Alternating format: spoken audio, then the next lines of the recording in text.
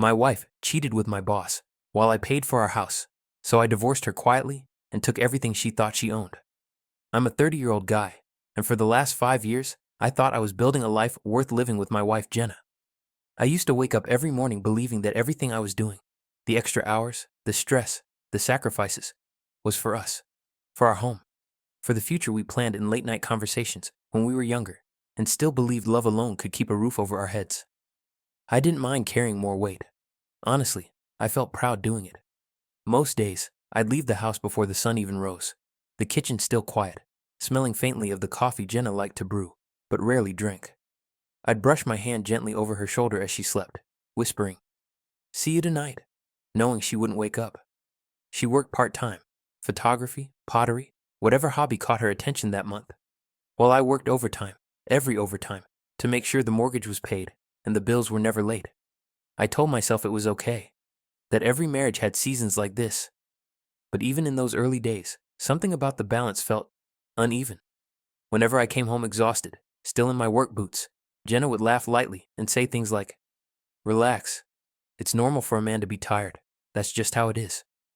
And I'd swallow that comment, pretend it didn't sting, pretend it didn't feel like she saw my exhaustion as nothing more than a male expectation instead of a sign that I was burning myself out. Then came the small shifts. Jenna's phone lighting up constantly, her stepping away to answer texts with a smile she didn't bother hiding, new clothes arriving, nothing extravagant, but trendy, different, and the mood swings. One moment affectionate, the next distant, distracted, like her mind was somewhere I wasn't allowed. I tried brushing it off, telling myself I was reading too much into ordinary things. But late at night, lying beside her while she scrolled her phone with her screen tilted away, a quiet question kept echoing in my chest. Am I imagining this? Or is something real slipping between us? I kept telling myself I was overthinking things, that every marriage went through phases, but the cracks kept widening in ways I couldn't ignore. It started with small inconsistencies, Jenna claiming she had errands, yet coming home empty-handed, no grocery bags, no receipts, no explanation. I'd ask casually, "Everything go okay?" And she'd shrug, saying, "Just busy stuff, nothing important." But her eyes always darted away, like she was afraid I'd look too closely. Our evenings used to be the one time we reconnected. I'd walk through the door, drop my bag, and she'd smile, kiss my cheek, and ask how my day was. Now she barely looked up from her phone. "Hey," she'd mumble, thumbs moving fast, screen brightness reflecting off her face. I'd sit beside her, close enough to feel her warmth, but somehow it felt like she was miles away. One night, I tried breaking the tension. "Is everything okay with us?" I asked quietly. She didn't even pause her scrolling. "You're being dramatic. I'm fine. We're fine." "But you've been distant." She sighed, like I was a child interrupting her favorite show. "You work too much. Maybe that's the problem." Her words hit harder than I expected. I was working too much because someone had to, because I wanted her to have the freedom she kept saying she needed. But instead of appreciation, I felt like she was blaming me for the very sacrifices I made for us. Coworkers started joking that Jenna seemed happier on her own than when she was with me. A harmless comment maybe, but it planted a seed I didn't want to water. Something felt off, too off. Even the house felt different, emptier somehow. The smell of her perfume lingered in rooms she never stayed in anymore. Her laughter, the kind that used to fill every corner, now felt like something she saved for someone else. And yet, I kept convincing myself that I was imagining it, that maybe I was the one changing. But deep down, a quiet unease kept tightening in my chest, whispering, "What if this isn't in your head at all?" The first time Jenna met my boss, Marcus, it didn't feel like anything unusual. It was at a small company gathering. Barbecue, cheap drinks, people pretending they liked each other more than they actually did. Marcus shook her hand with that charming, confident smile he always wore, the kind that made everyone overlook how calculating he really was. At the time, I didn't think twice about it. Why would I? He was just my boss, and she was just my wife. But afterward, something shifted. It started subtly. Marcus would drop by my workstation and casually mention Jenna. "She's got great style," he'd say out of nowhere. Or, "She must keep you on your toes." Once he even joked, "Careful, or I might steal her from you." I laughed because that's what I was supposed to do. But a part of me tightened, like a string being pulled a little too far. A few days later, a coworker nudged me during lunch. "Dude, your boss is all over your wife's Instagram. he whispered. Man leaves more likes than her own husband. I brushed it off, forcing a smile. He's just being friendly. But inside, something felt wrong. Marcus wasn't the friendly type. He was the climb the ladder, step on anyone to get their type. Why would he randomly take an interest in Jenna? The next time we had a staff meeting, Marcus brought her up again. How's Jenna's photography going? He asked, too casually, tapping his pen like he already knew the answer. He shouldn't have known anything about her hobbies, besides what he'd seen at that one gathering. I hadn't mentioned her since. When I got home that night, Jenna was already dressed up. New top, curled hair, perfume that filled the whole hallway. Going out? I asked. Just errands, she said quickly, grabbing her keys without looking at me. The door closed behind her, and for a moment, the house felt colder than usual, like a current of air had been sucked out. I stood there in the quiet, feeling a thought creep into my mind, one I didn't want to acknowledge yet. Why does it feel like the two of them are orbiting closer than they should?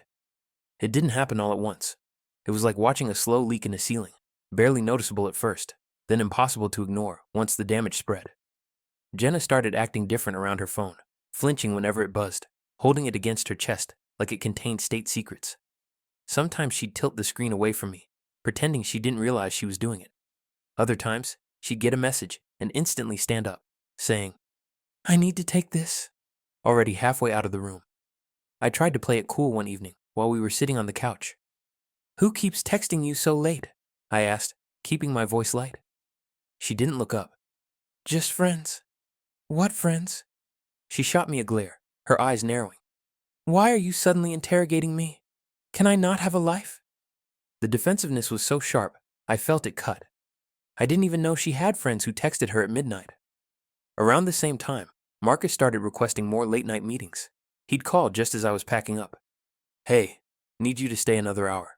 Got a few things to review. But once I got there, he barely had anything for me to do. He'd make small talk, ask weirdly personal questions about my marriage, or complain about his own dating life. It felt less like work and more like he was keeping me away from home. One night, after one of these pointless meetings, I drove home exhausted. When I walked through the front door, Jenna looked startled, like she didn't expect me back so soon. Her makeup was fresh. She smelled like she'd just reapplied perfume. You're early, she said quickly, voice tight. It's almost 11, I replied. She didn't answer. The house felt wrong, like I'd walked into the aftermath of a conversation I wasn't meant to hear. And then it happened, the moment that stopped me cold. As I picked up her bag from the counter, something small and shiny slipped out and hit the floor. A hotel keycard, not a brand I recognized. For a moment, I just stared at it, heartbeat loud in my ears. What the hell was Jenna doing with a hotel key? I picked up the hotel keycard with a kind of numb curiosity, like my brain hadn't caught up to the panic building in my chest. The logo on it wasn't familiar, one of those mid-range boutique places downtown, the kind you book when you don't want anyone to know where you are. I stood there in the middle of our kitchen, holding the card between my fingers, feeling its weight in a way that had nothing to do with plastic. When Jenna came back into the room, her eyes flicked to my hand, and for a split second, I saw something raw. Fear? Guilt? Whatever it was, she buried it fast. What's this? I asked quietly. My voice didn't even sound like mine. She froze. It's not what you think. I haven't told you what I think, I said, still staring at the keycard. So go ahead. Her expression hardened instantly, like flipping a switch. Why are you going through my stuff? Are you spying on me now? I almost laughed at the absurdity of it. It fell out of your bag, Jenna. Well, maybe someone gave it to me, she snapped, crossing her arms. Maybe it's old. Maybe you're jumping to conclusions. You always do this, always assuming the worst. I stared at her, taking in the defensive stance, the raised voice, the way she refused to meet my eyes. The kitchen lights hummed softly above us, the only sound filling the silence between her lies. I could smell her perfume again, fresh, sweet, new, and suddenly the scent made my stomach twist.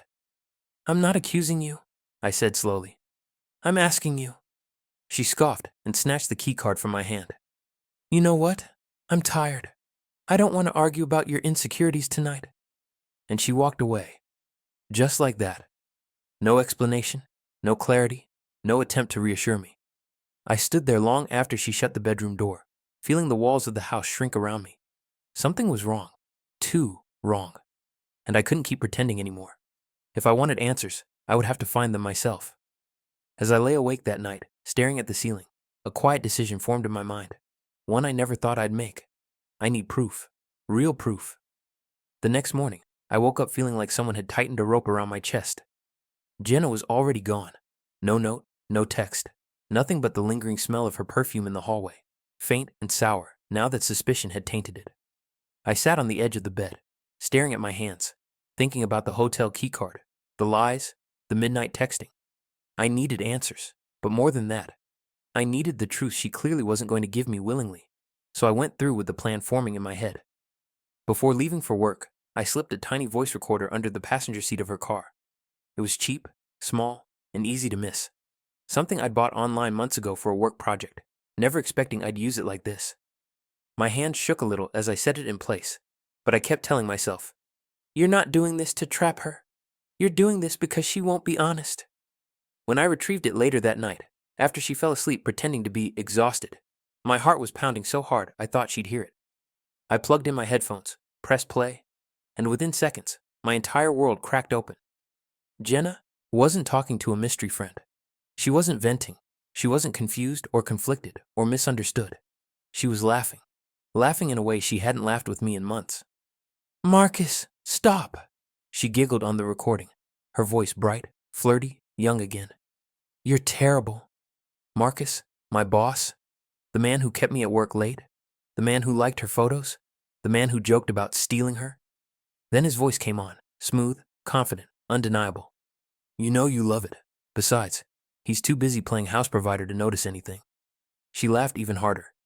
"He's so easy to manipulate. Honestly, sometimes I feel bad." Something inside me shattered, quietly, cleanly, like glass breaking underwater. The truth wasn't just bad. It was worse than anything I'd prepared for. And as the recording continued, revealing secret meetups, inside jokes, and humiliating remarks about me, one thought pierced through the numbness. "They're not just cheating. They're mocking me." I listened to that recording 3 times, not because I needed clarification. Every word was already burned into my mind, but because my brain needed time to accept that what I heard was real. By the 3rd replay, something in me went quiet. Not broken, not angry, just silent, like my emotions had stepped out of the room and left someone colder in their place. I didn't cry, I didn't yell. I just sat there in the dim light of my office, staring at the wall, thinking, all right, if this is what they're doing, then I need to think differently now. The next morning, Jenna greeted me with a fake yawn and a kiss on the cheek. "You're up early," she said, stretching. "Busy day," I answered. She didn't notice how flat my tone was. Or maybe she did, and chose not to care. Either way, she had no idea what had shifted inside me. At work, I walked past Marcus's office, and he flashed me that same charming grin he gave everyone. "Morning, champ," he said. "Ready for another long one today?" "Absolutely," I replied, steady and neutral. But inside, I wasn't listening to him. I was analyzing him. Every gesture, every lie, every weakness. The way he avoided certain topics, the way he bragged too much, the way he underestimated everyone around him. For the first time in months, I stopped reacting and started observing. Every break, every quiet moment, I documented everything. Screenshots, timestamps, receipts, financial statements. I didn't know how deep their betrayal went, but I was determined to uncover every layer. At home, I was careful, gentle even, asking about her day, letting her think I was still clueless. Sometimes she'd smile at her phone, that same smile I heard in the recordings, and something sharp would twist inside me. But I kept my expression calm. Because this stage wasn't about emotions. It wasn't about confronting her. It wasn't even about understanding why. It was about building a strategy. A quiet one, a precise one she wouldn't see coming. And as I lay beside her that night, listening to her breathing while she slept peacefully, one thought anchored itself in my mind like a steel hook. If they want to play in the dark, I'll learn to move in the dark too. I didn't think the recording could get worse. I thought I had already heard the deepest cut, the cruelest words, the most twisted version of the woman I married. But rock bottom doesn't announce itself. It just shows up one day and sits on your chest until you can't breathe. And for me, it happened when I checked the recorder again a few days later, expecting more flirting, more mocking. Instead, I heard something that made every muscle in my body go cold. Jenna's voice came through first, annoyed and tense. He's getting suspicious, she said sharply. Marcus replied with an irritated laugh. Then distract him. Cry or something. He'll fold like always. I can't keep doing this, she snapped. I need him to take out the loan soon. Otherwise, we're stuck relying on your money, and you're stingy as hell. Marcus scoffed. Please, he'll sign anything if you pretend you're scared about bills. I froze. A loan. My name, my credit, my future. Jenna continued, her tone icy. He's so stupid. Honestly, sometimes I can't even look at him without rolling my eyes. Marcus laughed. You said it, but as long as he pays the mortgage, who cares? And then, in a low voice that felt like a knife against bone, Jenna whispered, Once everything's settled, I'm done with him.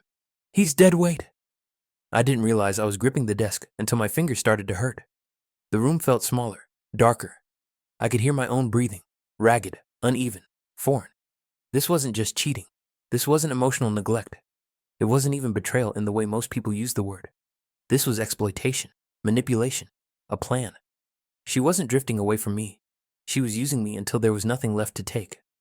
For the first time since discovering the truth, I felt something break inside. Not anger, not heartbreak, something emptier. Because this was the moment I understood. Whatever marriage we had was long gone, and I was the only one who hadn't realized it. I sat there in the dark, gripping the recorder, whispering to myself, You've hit bottom. Now decide how you're getting out. Rock bottom didn't destroy me the way I thought it would. Instead, it cleared something in my mind. Like the last of the fog finally lifted, leaving nothing but cold clarity behind. I woke up the next morning, not as a husband trying to save a marriage, but as a man preparing for a quiet war.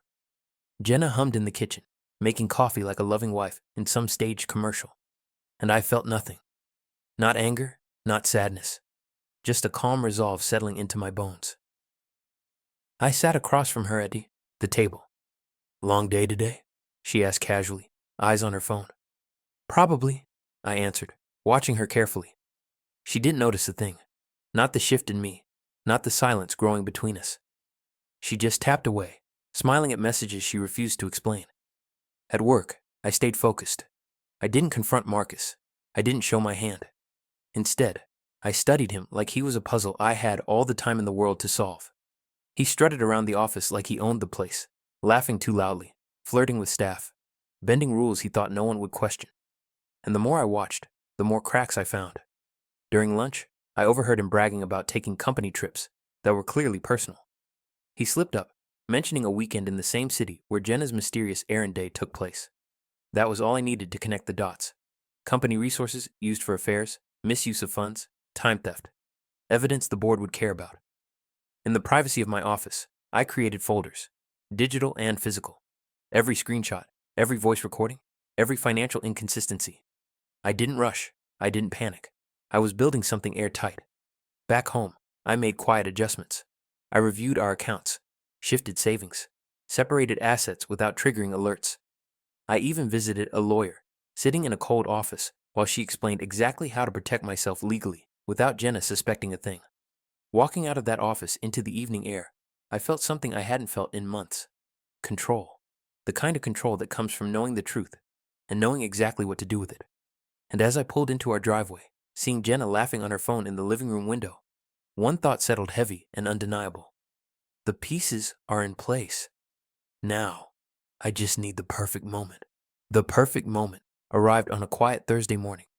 One of those mornings where the sky's gray, the street is silent, and everything feels like it's holding its breath.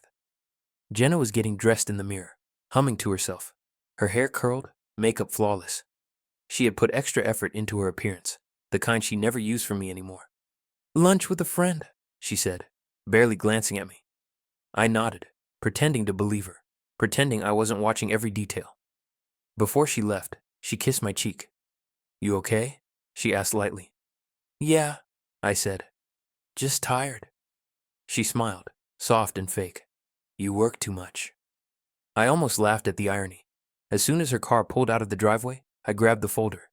Evidence, financial statements, recordings, everything. And drove straight to my lawyer's office. She had been waiting. Are you ready? She asked.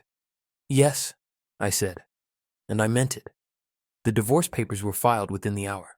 Swift, silent, clean. Jenna wouldn't know a thing until the papers hit her hands.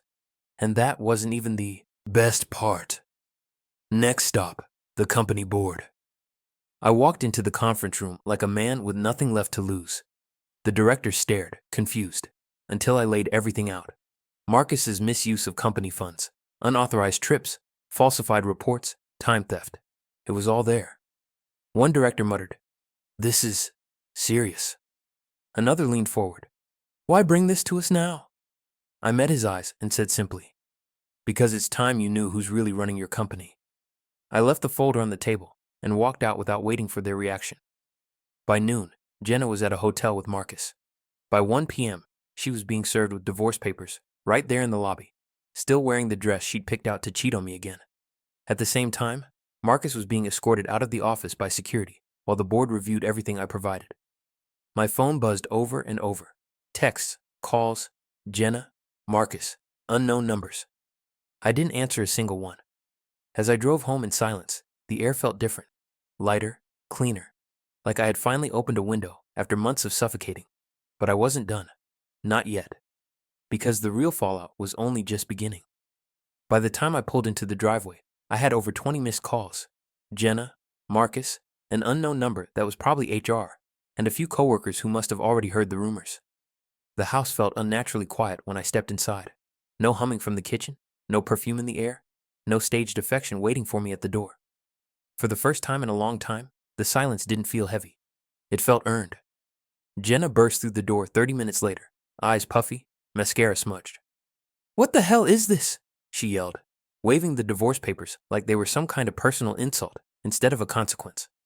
I stayed seated, calm, detached. "It's exactly what it looks like. You blindsided me." "No," I said softly. "You did that to yourself." She paced the living room like a storm trapped in a small space. "You can't just take everything," she snapped. "The house, the accounts. You can't do that." I lifted my eyes to hers. "It's all in my name, Jenna. You never contributed financially, not once. The lawyer confirmed everything is legally protected." She opened her mouth, but no words came out. It was the first time I'd ever seen her speechless. When her phone buzzed, she glanced at it, then turned the screen away. I didn't have to ask who it was. I already knew Marcus's world was collapsing. Word traveled fast. By evening, I had texts from coworkers saying he'd been escorted out of the building. Some said he tried denying everything. Others said he begged the board for a second chance. Either way, he was finished. Jenna's voice cracked when she finally spoke. "So what?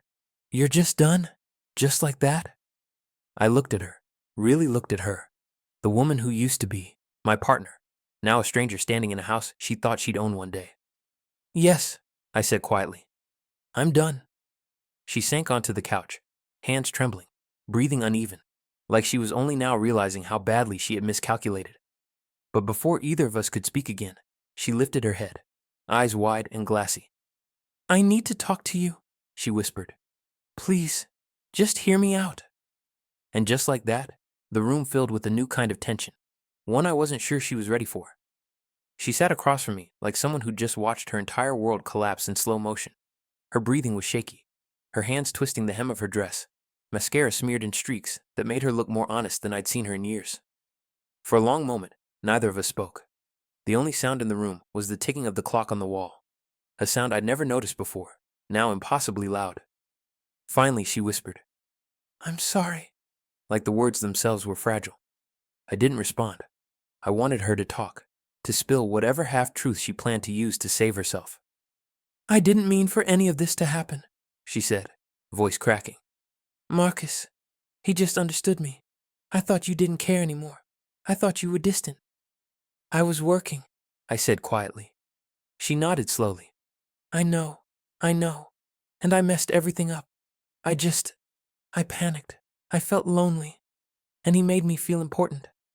The desperation in her voice might have affected me once, but now it washed over me like rain on glass. Present, but never touching. I leaned back in my chair. "You mocked me," I said. "You used me. You planned to drain me financially and leave when you were done. That wasn't loneliness. That was cruelty." Her eyes widened. You heard that? All of it. Her face crumpled, the realization sinking in deeper than any apology could reach. She started crying, loud, choking sobs that filled the living room, bouncing off the walls like echoes of a life we no longer shared. I can change, she pleaded. Just give me another chance. I stood up slowly. Jenna, I stopped loving you the day I heard you laugh with him about manipulating me. That was the moment you lost me. She covered her face, sinking into the couch, as if her body couldn't hold up the weight of her regret. I walked to the door, opened it, and paused. For a brief second, I felt something. Not love, not anger, but closure. You wanted freedom, I said softly. Now you have it. Then I stepped outside and closed the door behind me. The air felt lighter than it had in months. My phone buzzed with an email from the board. They wanted to discuss a promotion. My lawyer texted that the divorce terms were proceeding smoothly. And as I walked to my car, the world felt new, clean, possible. For the first time in a long time, I wasn't a man carrying betrayal. I was a man walking toward a life I finally deserved.